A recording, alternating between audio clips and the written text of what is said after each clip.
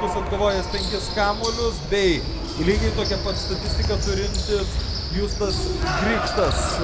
Pažiūrėkime pirmiau Vilniečių ataką ir tada apie jų rezultatyviausius žaidėjus. Nepataiko iš tolimos distancijos dabar Giga. Na, o klaipėdiečiams nepavyksta kontrataka. Taigi rezultatyviausi Vilniaus krepšininkai: Uselis 10 taškų, 5 atkovoti kamuoliai, Giga 6 taškai, 8 atkovoti kamuoliai ir Motiejūnas taip pat 6 taškai. Dabar Haroldas Aprykinas 3 taškais didina savo komandos persvarą ir atkarpa laimėta 15-0. Na, neįtikėtinai sustojo Vilniečiai ir įskaitant pusę antrojo kėlinio, dabar jau beveik 6 minutės negali pelnyti nei vieno taško.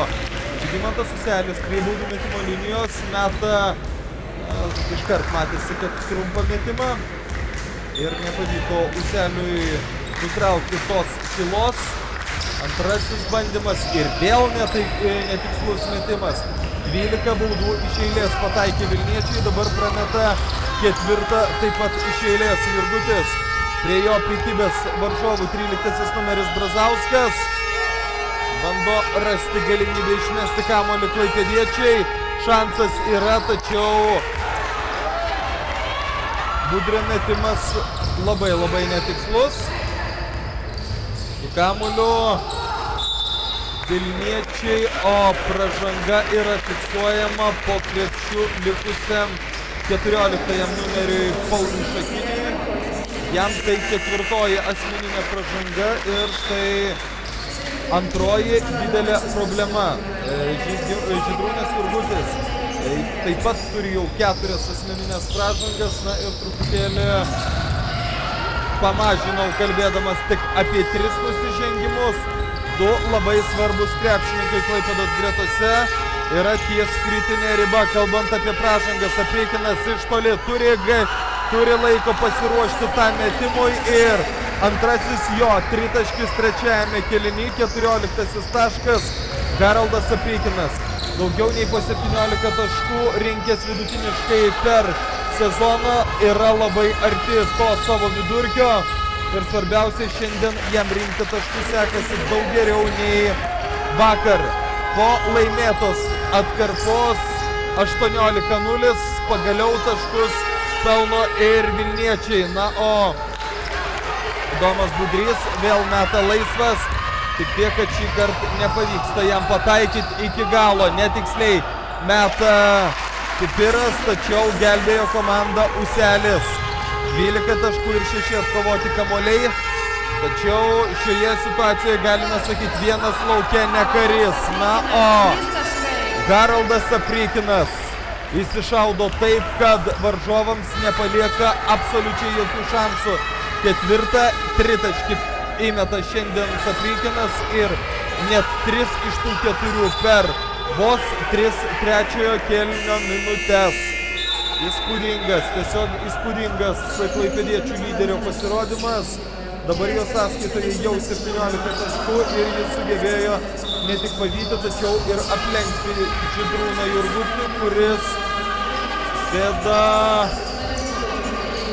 Ne, niekur jis ar sėda ant atsarginių suolo. Taip, su 4 asmeninėmis pražangomis tiek jis, tiek Šakinis dabar leidžia komandos draugams pasireikšti, nes yra laiko, yra proga tokia, kai tu pirmauji 16 taškų skirtumų, be jokios abejonės nėra jokios tragedijos, kad lyderis kurį laiką pasėdės ant atsarginių suolo. Dabar nepataiko iš toli Šeimys, dar nei vieno taško nepelnęs krepšininkas šiame susitikime. Ir su kamuoliu Vilniečiai. Na, būtų aišku smagu, jei jiems pavyktų sumažinti bent intrigą šiame susitikime. Rytis Pipiras, antroji asmeninė pražanga, kai nesiseka žaisti, bandai viską išspręsti ne pagal taisyklės. Ar tai yra pirmoji Vilniečių pražanga per trečiąjį ketvirtį?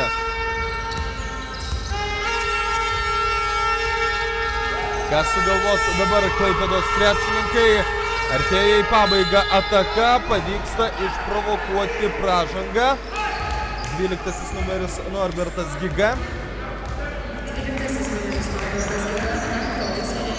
Ir norėtų klaipėdiečiai, kad būtų metami 2 baudų metimai, tačiau pražanga buvo dar iki metimo, tad naujos 14 sekundžių, kurias turi uostamiesčio krepšininkai ir jie pernelyg niekur neskubėdami kuria ataką. 4 sekundės iki jos pabaigos, reikia mesti. Na ir dabar truputėlį persistengia klaipėdiečiai, o kitos aikštės pusėje prasižengia ir taip pat persistengia Lukas Motiejūnas. Pražanga puolime, minutės pertraukėlės, kurio mažąjį finalą Manijos moksleivių krepšinio lygos 1995 metais gimusių vaikinų, kuriame Knašiaus krepšinio mokyklos auklėtiniai 56-40 užtikrintai pirmauja prieš Vilniaus krepšinio mokyklą, tačiau dabar nesugeba suregzti rezultatyvios ir tikslios atakos. Galimybė Vilniečiams. Motiejūnas laisvas iš toli, privalo pataikyti tokius metimus, tačiau kai nekrenta, tai nieko negali padaryti. Pusėjo ir trečiasis kėlinys, čia tas pats Motiejūnas stumteli varžovų 10-ąjį numerį Mantą Montvilą ir tai yra trečioji Vilniečių bei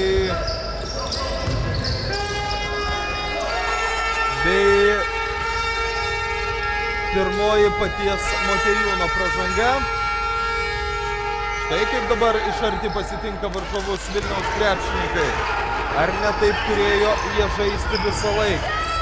Jei antrajame kėlinyje paprašyta minutės pertraukėlė nieko nedavė Vilniaus krepšinio mokyklai, tai dabar atrodo, kad bent jau gynyboje šios komandos krepšininkai žaidžia žymiai labiau susikaupę ir be jokios abejonės. Esant tokiai situacijai, kai iki rungtynių pabaigos lieka dar daugiau nei 14 minučių, aišku, yra įmanoma ištirpdyti tą 16 taškų deficitą ir viską pakreipti savo komandos naudai. Nelengva, galbūt labai sunku, tačiau tai yra tikrai įmanoma. Mantas Montvila dabar su kamuoliu ir Haroldas Sapiekinas yra prižiūrimas labiau nei bet kuris Klaipėdos krepšininkas ir aišku, jeigu kažkuris yra prižiūrimas labiau, tai iškart vienas atsiranda laisvesnis krepšininkas aikštėje. Šiuo metu tai buvo Justas Grikštas ir jis nepataikė po tokios distancijos. Na, o Norbertas Giga 6-10 atkovotų kamuolių dėl traumos dabar yra priverstas sėsti ant atsarginių suolo ir klausimas, ar šis krepšininkas dar galės grįžti į aikštę šiose rungtynėse. Na, o bet kurio žaidėjo iškritimas yra labai skaudus. Sapiekinas perima kamuolį. 3-2. Perdavimas ir laisvas meta Šeimys, vėl nepataiko. Taip, apsiginti sugeba Vilniečiai, tačiau nesugeba užpulti. Tai yra didžiausia bėda, vos 6 taškai pelnyti per trečiąjį kėlinį. Na ir tai dar labiau artina šią komandą prie kapituliacijos. Šiame susitikime 10-asis numeris Mantas Montvila prie baudų metimo linijos šiandien pelnęs 3 taškus, turi šansą 2 taškais sugrąžinti didžiausią persvarą šiame susitikime. Vienu metu 18 taškų skirtumų pirmavo klaipėdiečiai, puikiai galimybė tą 18 taškų skirtumą su kamuoliu Vilniečiai. Ir vėl labai ilga serija, kai jie nesugeba pelnyti nei vieno taško. Lukas Motiejūnas, jo prasiveržimas ir sudėtingas metimas, bei kamuoliai su krepšiniai krenta. Jau tik 3:20 iki trečiojo ketvirčio pabaigos galimybė klaipėdiečiams priešti dar vieną brūkšnį ir padidinti savo komandos persvarą iki 20. Svarbiausi dalykai yra dabar 40-60. minus 20 Vilniaus krepšinio mokyklos taškų. Viskas žaisti 13 minučių iki rungtynių pabaigos. Dar vienas prasiveržimas, dar vienas sudėtingas metimas. Na ir ką blogiausiai daro Vilniečiai, tai kad viską bando išspręsti individualiai. Didesnę atkarpą jie laimėjo antro kėlinio pabaigoje ir trečio pradžioje. Na ir viskas sudėjus, mes gauname štai tokį galingą ir didžiulį skirtumą skirianti komandas. Na čia panašu į nesportinę pražangą. Arbitrai nefiksuoja jos. Na ir tik 2 baudų metimai. Lukas Motiejūnas stos prie baudų metimo linijos. Ar ne? Tik dabar ketvirtoji komandinė pražanga. Tad baudų metime dar nėra metami. Tai ir vėl beveik 8 minutės sužaistos trečiajame ketvirtyje ir tik per tiek daug laiko surinktos 4 komandinės pražangos. 2:13 iki trečiojo kėlinio pabaigos. Na ir dabar puikiausia proga Ryčiui Pipirui nutraukti ilgą savo komandos bylą. Priminsiu, kad trečiajame kėlinyje metė 2 baudos metimus Vilniečiai, abiejų nepataikė, na ir toliau.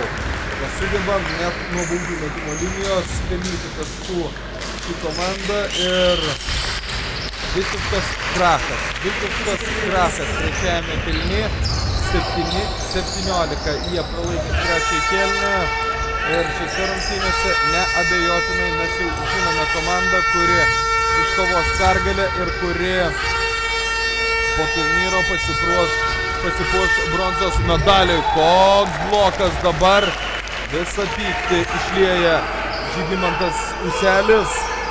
Pirmasis šio krepšininko blokas šiame susitikime. 12 taškų ir 9 atkovoti kamuoliai. Katkevičius iš po krepšio nepataiko, tiesa buvo ir varžovas, kuris nelabai norėjo leisti to padaryti. Lukas Motiejūnas iki galo iš po krepšio meta, netikslus metimas, kamuolį nusima klaipėdiečiai. Na ir dabar galimybė klaipėdiečiams. Jie pirmoje rungtynių dalyje labai skubėjo, dabar skubėti nebėra kur. Tiesiog rengti ilgesnės atakas ir kai atsiranda proga, štai taip, atrasti komandos draugus, kad šie pelnytų taškus iš po krepšio. Na, jei nėra taškų iš po krepšio, tai bent jau 2 baudos metimai, kuriais taip pat galima padidinti persvarą 2 taškais. Haroldas Aprykinas, rezultatyviausias šios susitikimo žaidėjas, sėdant atsarginių suolo. Na, o Žydrūnas Jurgutis trečiajame kėlinyje ant atsarginių suolo taip pat jau labai ilgai. 2 rezultatyviausi krepšininkai šiose rungtynėse, abu kartu pelnė 34 taškus. Dabar atiduoda duoklę komandos draugams. Na ir pataiko vieną baudą Žygimantas vieną baudą pataiko Dainius Katkevičius, kuris po to tikslaus baudos metimo sėda ant Šimašiaus krepšinio mokykla saugo labai didelę persvarą ir tikėtis, kad šiuose rungtynėse kas nors dar pasikeis, yra nerealu. Kajus Ochmanas, trečioji asmeninė pražanga ir toliau mojuoja galva ir nesitikė, kad rungtynių arbitrai jam išfiksavo dar kartą taisyklių pažeidimą. Priminsiu, kad įpusėjus trečiajam ketvirčiui Kajus Ochmanas buvo nubaustas ir techninę pražangą. Na, o čia Mantas Montula prie baudų metimo linijos pataiko pirmąją baudą.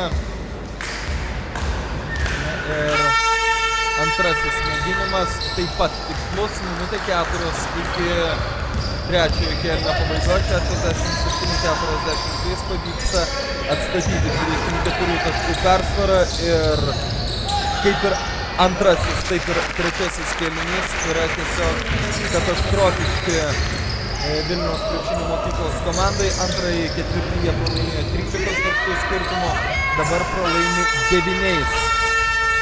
Na, o po pirmojo kėlinio atrodė, kad mes matysime labai lygią dvikovą ir matysime kovą iki paskutinės minutės.